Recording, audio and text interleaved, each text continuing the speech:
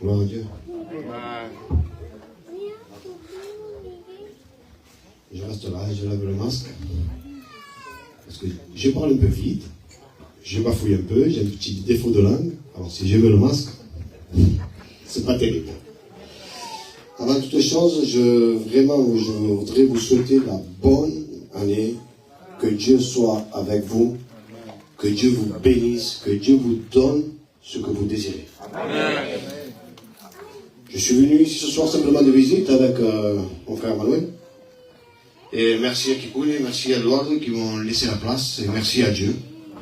Donc je me présente, je suis Samuel, je suis un pasteur en formation à l'église des Assemblées de Dieu à Marignane. Donc merci pour l'honneur que vous faites. Et je sais que Dieu va bénir. Non pas parce que c'est moi, non pas parce que les frères m'ont laissé la place, et parce que Dieu est là et que c'est lui qui agit. Amen. Donc dans cette nouvelle année qui rentre, dans ces moments où nous passons, je voudrais vous encourager et m'encourager, avant de rentrer dans le message, à ce que nous puissions nous accrocher à ce qui est écrit dans la parole de Dieu et à ce que Dieu dit, et ne pas nous accrocher à ce que la parole ne dit pas et ce que Dieu ne nous a pas promis. On a tendance, nous, à vouloir s'accrocher à quelque chose que Dieu n'a pas dit. On a tendance à vouloir dire quelque chose que la Bible ne dit pas, et on oublie ce que Dieu dit et ses promesses. Est-ce que Dieu a dit que tout allait être facile? Non. Est-ce que Dieu a dit que nous n'aurons pas de problèmes? Non. Et quelquefois, on s'approche à ça. Seigneur, pourquoi c'est difficile? Pourquoi j'ai des problèmes alors que je suis enfant de Dieu, alors que je suis chrétien? On s'accroche à ce que Dieu n'a pas dit. Mais accrochons-nous à ce que Dieu a dit.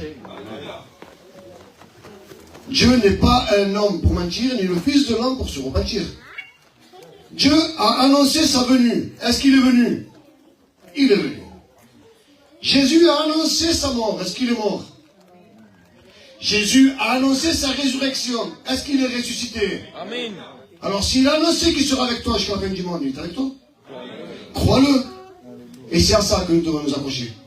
Je passe par des problèmes, par des difficultés, oui. Mais Jésus est avec moi. Amen. Comme le Lord l'a dit, Dieu était avec Paul et Silas en prison. Dieu était avec Sadrach, Meshach et Abednego dans la fournaise. Dieu était avec Daniel dans la fosse au lion. Et de la même manière, il sera avec nous, peu importe l'épreuve que nous passons. Alors raccrochons-nous à ça. Dieu ne nous lâchera pas. À nous de ne pas le lâcher à lui. Amen. Alors avant de rentrer dans la parole de Dieu, je vais demander à Kikoune, s'il te plaît, si tu peux prier pour moi. Señor, aquí la gloria, aquí la gracia, Jesús, papá. Señor, de vida, papá, te vamos cantando alabanza porque tú eres digno de alabanza, eres digno de adoración, papá. Señor, Rey de gloria, pero ven el momento favorable, Jesús, Señor, papá. Donde tú, Señor, vas a hablar a través de la boca de tu siervo, Jesús. Por eso te pidamos y te rogamos, Jesús, papá, de que tú puedas poner tu pueblo atento, de que tú puedas preparar su corazón a recibir aquella semilla que tú has preparado, Jesús, papá, para nosotros. Señor, sin olvidar, papá, el siervo que tú has puesto aparte, papá. Señor, nuestro hermano Samuel, Señor, papá. Úngelo de manera particular, Señor, papá. Que una unción pueda caer sobre él, sobre su cabeza, papá. Señores de gloria, que pueda hablar solamente por el Espíritu, Jesús, papá. Que Señor, su carne pueda menguar. Señor, papá, que él se pueda disparecer, papá. Que solamente tú aparezcas, Jesús. Amén. En el nombre de tu Hijo amado, Rey. Amén. Amén. Amen. Gloire à Dieu. J'ai une pensée dans mon cœur, et je vais la partager avec vous parce que je pense que rien n'est conduit au hasard, c'est Dieu qui dirige toutes choses. Et moi, ce que je veux, c'est vraiment être ce que Dieu veut que je sois. Simplement un instrument entre les mains de Dieu. Vous savez, je prends toujours l'exemple parce que la majorité sont africains. On prend l'exemple d'une guitare. Il y a des guitares qui ont un son merveilleux, qui coûtent une fortune. Et si on prend cette guitare et vous me la donnez à moi, le son qui va sortir de là, ça va vous casser les oreilles. Maintenant, on prend une guitare qu'on va acheter premier prix et on donne à un vrai musicien, un vrai guitariste qui va commencer à l'accorder, il va commencer à jouer une mélodie. Même si le son n'est pas parfait, la mélodie, elle sera bien. Et c'est ce que je veux être. Si je suis une guitare qui vaut de la fortune, gloire à Dieu. Si je suis une guitare premier prix, gloire à Dieu. Le principal, c'est que c'est celui qui... Amen, amen. Amen. Et ce soir, je voudrais parler d'un thème qui, quelquefois, me fait tirer les cheveux, mais je vais apporter comme Dieu me l'a mis dans mon cœur. Je voudrais parler ce soir de la sanctification. Mais Dieu m'a mis dans mon cœur, pas une sanctification comme j'ai eu l'habitude de dire ou d'apporter, mais simplement une sanctification comme Dieu m'a mis à cœur, et que ça puisse nous faire du bien à chacun d'entre nous. Amen. Et pour cela, je vais prendre un verset qui se trouve dans l'Épître aux Hébreux, au chapitre 12, et au verset 14. Il est dit ainsi: cherchez la paix avec tous et la sanctification, sans laquelle personne ne verra le Seigneur. Amen. Gloire à Dieu. Cherchez la paix avec tous et la sanctification, sans lequel personne ne verra Dieu. Et j'ai pris ce passage parce qu'en réalité, il est à double sens. J'ai pris ce passage parce qu'il a deux portées. Et je vais apporter premièrement la première portée. C'est ce qu'on appelle, nous, dans les études, ce qu'on appelle de l'étymologie. Quand j'ai pas la tête, c'est un mot peut-être un peu compliqué, mais c'est simple. C'est juste prendre un mot, aller à son texte original et donner la signification. Et là, quand il est parlé dans ce texte, chercher la paix avec tous et la sanctification. Sanctification vient du mot grec agiamos, et qui a deux portées, qui veut dire sainteté et qui veut dire sanctification. Et suivant le contexte, dans le contexte qu'il est mis, soit on met sainteté, soit on met sanctification. Mais quand on prend la Bible en espagnol, la Reina Valera, qui se rapproche du grec, ou alors la Bible Darby, il est écrit « Cherchez la paix et la sainteté, sans laquelle personne ne verra Dieu ». Et c'est ce petit détail que je voudrais commencer. Avant de chercher la sanctification, nous devons chercher la sainteté de Dieu. Et vous allez me dire, c'est quoi la différence entre la sanctification et la sainteté? La sainteté, c'est simplement une personne qui reçoit Jésus dans son cœur. Une personne qui est née de nouveau, qui reçoit Jésus dans son cœur, automatiquement cette personne devient sainte parce qu'il est saint. C'est ce que la parole de Dieu nous dira. Donc cherchez premièrement la paix et la sainteté, sans laquelle nul ne verra Dieu. Avant toute chose, mon frère, ma soeur, mon ami, cherchons la sainteté de Dieu. Amen, amen. Cherchons à ce que Dieu vive en nous avant de chercher la sanctification. Vous savez, on connaît tous cette histoire du brigand à la croix. Il a accepté Jésus, pourtant il a commencé à l'injurier, il a commencé à se moquer de Jésus. Et à la fin, il a accepté Jésus. Jésus a pu lui dire, aujourd'hui tu seras avec moi au paradis. Cette personne a accepté la sainteté de Jésus. Cette personne a accepté Jésus. Donc, aux yeux de Dieu, il est devenu saint parce qu'il a accepté Jésus. Je vous pose une question. Est-ce que ce brigand à la croix a eu le temps de se sanctifier? Est-ce que ce brigand à la croix a eu le temps de se débaucher? Mais il a été sauvé. Et c'est ce que je te demande ce soir. Avant toute chose, avant de vouloir changer, avant de vouloir t'améliorer, avant de vouloir te sanctifier, cherche la sainteté. Cherche Jésus. Que Jésus vienne dans ton cœur. Il a dit tout à l'heure aux serviteurs, nous sommes le temple du Saint-Esprit. Si tu acceptes Jésus, si tu te repens simplement avec tes défauts, avec ce que tu es, tu seras sauvé. Et là, la sainteté va vivre en toi. Et là, tu pourras voir la gloire de Dieu. Là, tu pourras être sauvé, simplement parce que la sainteté vit en toi. Le verset commence, chercher premièrement la paix. Et ça va de pair. À l'heure d'aujourd'hui, qui n'est pas à la recherche de paix? On passe par des problèmes, on passe par des difficultés, on passe par des problèmes familiaux, on passe par la séparation du corps. Il y a certaines personnes qui vont décéder et ça nous attriste. On a besoin de paix. Il est écrit, cherchez la paix. Jésus est le prince de paix. Jésus peut te donner la paix que tu cherches. Jésus peut apaiser ton cœur. Jésus peut apaiser ton état. Jésus peut changer les circonstances. Même si pour toi te paraissent insurmontables. Cherche la paix et la sainteté. et vous verrez la gloire de Dieu. Tu veux être sauvé? Et c'est l'erreur que plusieurs fois que moi, j'ai fait, c'est qu'on était là à vouloir annoncer premièrement la sanctification avant le salut. Et ça donne quoi?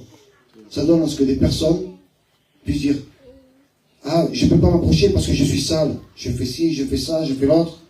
Laisse-moi d'abord m'arranger et après je viendrai à l'église. Pourquoi? Parce qu'on est là. Il faut être parfait, il faut être parfait, il faut être parfait. Laissez-moi vous dire, personne n'est parfait. Personne n'est parfait. Et moi encore moins. La parole de Dieu nous déclare que nous sommes tous pécheurs et tous privés de la gloire de Dieu. Dieu veut ton salut ce soir. Dieu veut que tu deviennes dans la repentance. Simplement accepte Jésus. N'attends pas d'être parfait. N'attends pas de te lever. Viens simplement à Jésus. Cherche la sainteté qui s'appelle Jésus. Amen. Et tu seras sauvé. Et tu auras la paix. Nous sommes là quelquefois à notre manière de faire ou de dire ce qu'il faut faire, pas faire. Nous mettons un obstacle à ceux qui ne connaissent pas encore Dieu. Et eux, ils se disent, pour venir à l'église, oh non, je ne peux pas venir. Je suis trop sale, ou j'ai trop d'imperfections, ou je vis mal. Peu importe comment tu vis, viens. Cherche Jésus. Cherche la sainteté dans ton cœur. Et cherche la paix. Et tu seras sauvé. Cherchez premièrement la paix et la sainteté, sans laquelle personne ne verra Dieu. Amen. Et maintenant, on va rentrer dans le deuxième contexte qui dit, sans la sanctification, laquelle personne ne verra Dieu. Parce que la sainteté et la sanctification, on ne peut pas parler de l'un sans l'autre. Mais ne faisons pas l'erreur d'annoncer premièrement la sanctification et après la sainteté. Non. C'est d'abord la sainteté, tu reçois Jésus, peu importe ton état, et tu es sauvé. Mais maintenant que tu es sauvé, elle est là, maintenant que tu es sauvé, maintenant si Jésus vit en toi, maintenant tu dois marcher dans ce chemin qui s'appelle le chemin de la sanctification. Maintenant tu dois te sanctifier. Mais c'est quoi, Samuel, la sanctification? C'est simple. Si tu as reçu la sainteté, si tu as reçu Jésus, automatiquement ta démarche est de marcher en sanctification. Ce n'est pas forcé. La sanctification, ce n'est pas quelque chose de l'extérieur à l'intérieur, mais c'est l'inverse. C'est ce que tu as reçu qui ressort à l'extérieur. Et on voit quelqu'un qui se sanctifie naturellement. Je vous donne un exemple. Si moi je veux me sanctifier, c'est l'exemple, hein, et que je me mets un costume 3 pièces, oh, qu'il est beau, et si mon intérieur, il n'a pas changé, ça ne sert à rien. Ce n'est pas ça la sanctification que Dieu demande. La sanctification va de l'intérieur à l'extérieur. Et plusieurs fois, on confond. Est-ce que vous avez déjà entendu ce passage qui dit que celui qui se sanctifie se sanctifie davantage? C'est ça. Celui qui se souille davantage. Mais là aussi, on va faire un petit peu d'étymologie. On va lire vraiment le texte. Est-ce qu'il dit vraiment ça? C'est Apocalypse, chapitre 22, verset 11.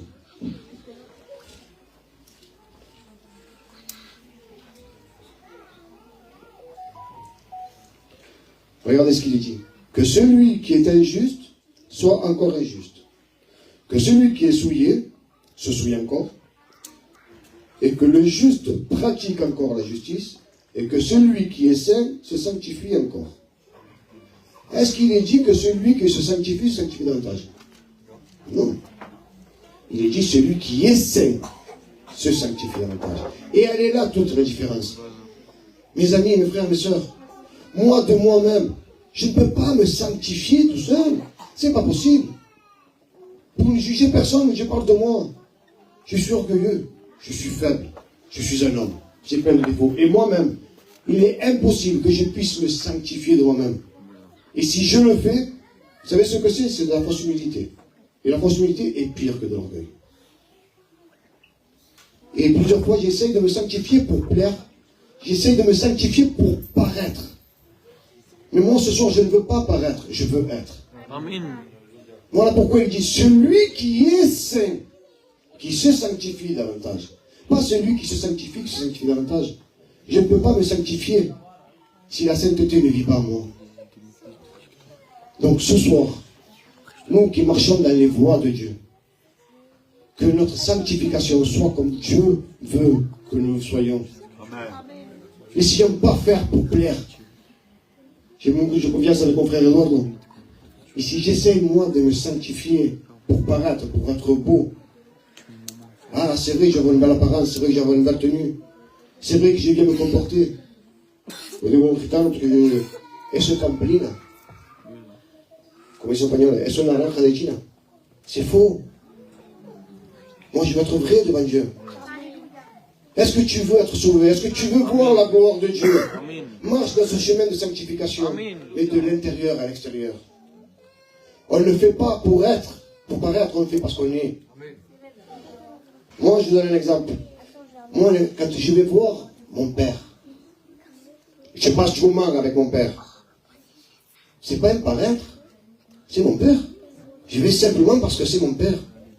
Et lorsqu'on agit de bon cœur, on agit parce que la sainteté vient de nous.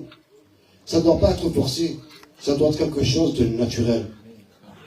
Quand je reçois la sainteté à moi, quand je reçois Jésus à moi, mais j'ai quelque chose qui vient, qui me pousse à ne plus agir comme j'agissais avant. Et ce n'est pas forcé. C'est quelque chose qui doit sortir naturel. Amen. Maintenant, je pose une question sans juger personne.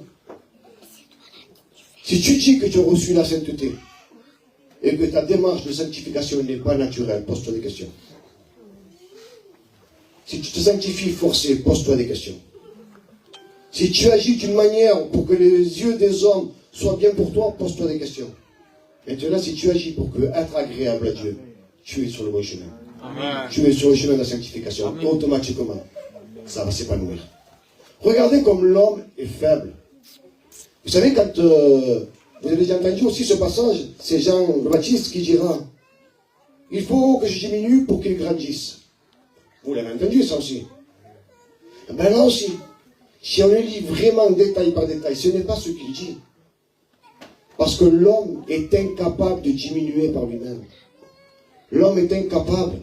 Bon, je le répète, on est orgueilleux, on aime les applaudissements, on aime qu'on nous voit. C'est impossible que je m'humilie moi-même. Parce que la chair a un désir contraire à ceux de l'esprit. Elle ne peut et ne veut pas y être soumise. Mais si on lit le texte réellement comme il est écrit, Jean dira, il faut qu'il croisse pour que je diminue. Si tu veux diminuer, si tu veux vraiment rentrer dans ce chemin de sanctification, si tu veux rentrer vraiment dans le domaine de l'humiliation comme Dieu le veut, laisse-le grandir dans ta vie. Laisse-lui la première place. Regarde la parole de Dieu simplement et agis comme Dieu veut et automatiquement il va grandir. Ça fait comme dans une balance. Il grandit automatiquement. Mais de nous-mêmes, vouloir diminuer pour laisser la place, on n'y arrive pas. Moi personnellement, j'y arrive pas. Qu'est-ce qu'il faut que je fasse? Seigneur, j'ai reçu la sainteté, maintenant je veux te plaire à toi. Prends toute la place. Amen. Dirige. On est entre nous, comme ça pour le Ritano, et je le dis avec respect. Est-ce que j'ai besoin que Eduardo, pasteur de l'église, ou un autre pasteur, me dise comment je dois me comporter, comment je dois m'habiller, qu'est-ce que je dois faire? Est-ce que j'ai besoin qu'on me le dise réellement? Si je vis vraiment un chemin de sanctification, si Jésus vit à moi, automatiquement, je sais ce qui est agréable à Dieu, et je sais ce qui est pas agréable. Voilà qu'est-ce que c'est le chemin de la sanctification. Cherchez premièrement la sainteté. Reçois Jésus. Peu importe comment tu vis, peu importe ton péché, peu importe sa situation, n'essaie pas de te perfectionner pour être sauvé. Accepte Jésus et tu seras sauvé. Et une fois que tu es sauvé, démontre que tu es sauvé. C'est ça la différence. Lorsque nous voyons Paul qui parle des œuvres de la foi, on n'est plus sauvé par les œuvres, mais on est sauvé par foi. Parce qu'on a accepté Jésus, on est sauvé. Les œuvres de la foi. Ça va de pair avec la sanctification. Et par contre, Jacques, dans l'épître de Jacques, lui, il dira, on a l'impression que quand on lit, lui, il dit qu'on est sauvé par les œuvres. Qu'il faut être démontré qu'on est chrétien par les œuvres. Car il dira, la foi sans les œuvres est une foi qui est morte. Alors, on est sauvé par quoi? Par les œuvres ou par la grâce? Est-ce que c'est les œuvres qui nous sauvent? Non, ce ne sont pas les œuvres qui nous sauvent. Et Paul et Jacques ne sont pas en contradiction. Quand on lit le contexte, qu'on le fait sortir, les deux vont en accord.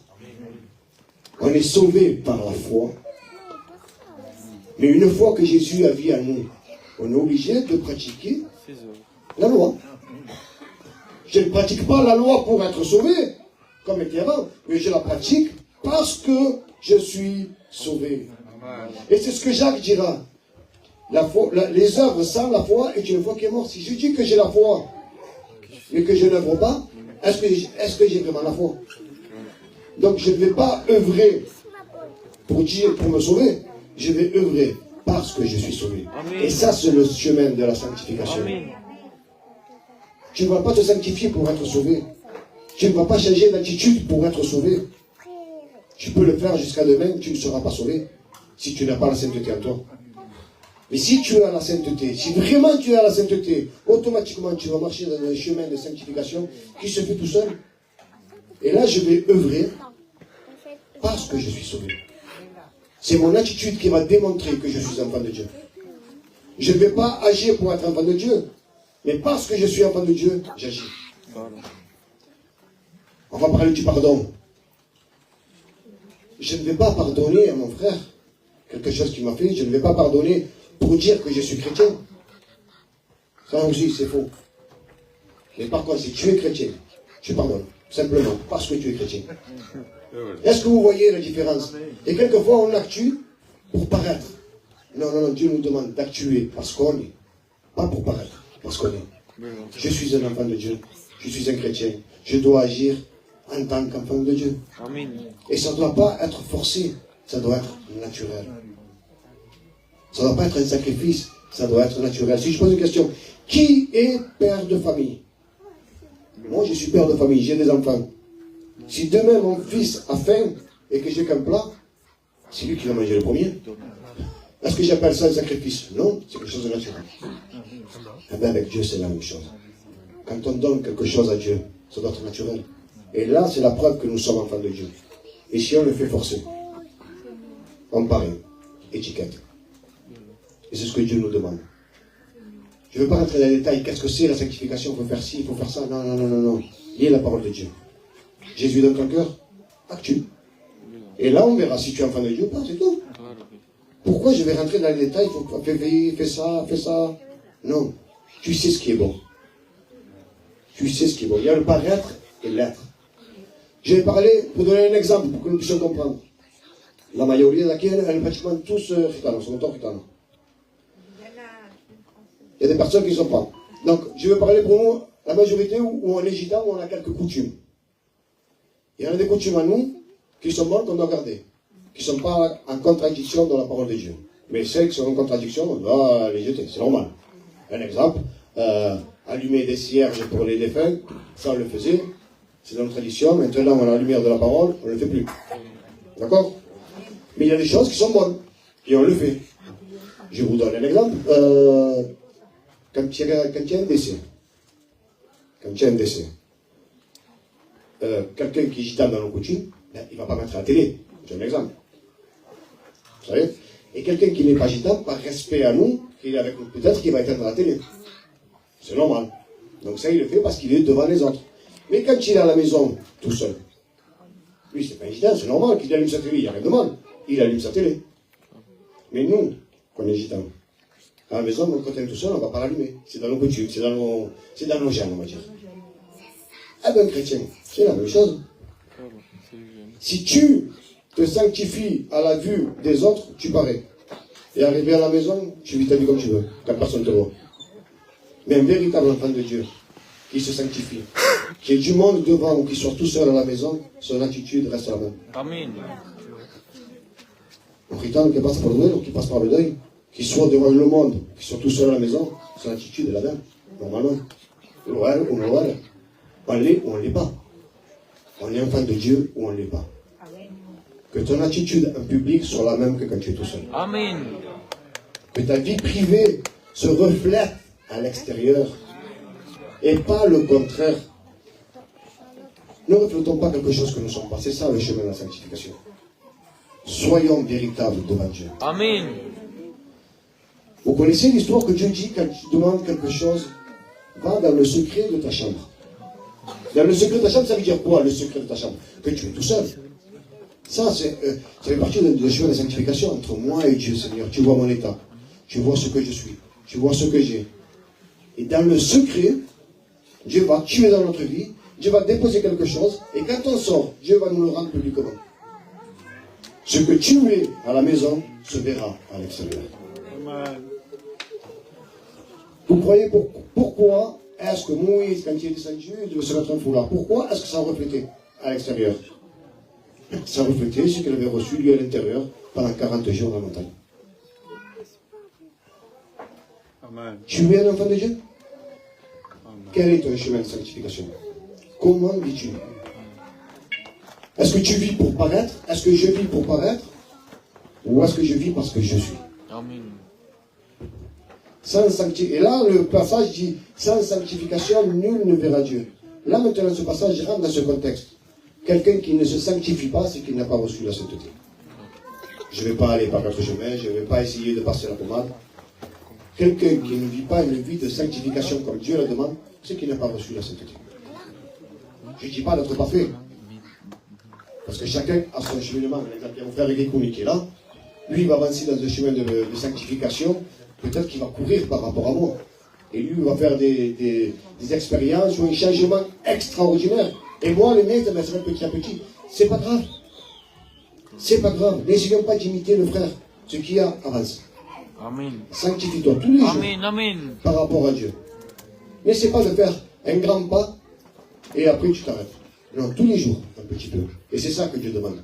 Dieu ne demande pas d'être parfait, on ne le sera jamais. Mais Dieu nous demande de courir à la perfection. Amen. Est-ce que vous savez que ceux qui sont le temple du Saint-Esprit, on est saints? Pas parfait, saint. Pourquoi? Parce que celui qui habite à nous est saint. C'est la Bible qui le dit. Vous êtes saints car il est saint. Et par contre, je ne suis pas parfait. Donc si tu pêches, demande pardon, relève-toi. Amen. 7 fois, le juste tombera, 7 fois, Dieu le relèvera.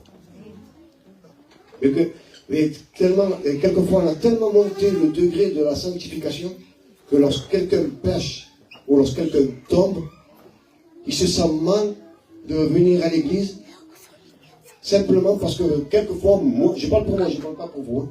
On a des yeux là qui sont en train de le cribler. Oh, tu as vu ce qu'il a fait? Tu as vu ce qu'il a fait? Mais comment tu veux que cette personne revienne si nos yeux sont simplement fixés à l'extérieur? Si nos yeux sont simplement fixés à ce qu'il fait ou à ce qu'il n'a pas fait? C'est un homme, c'est une femme. On a droit à des erreurs, on a droit à tomber.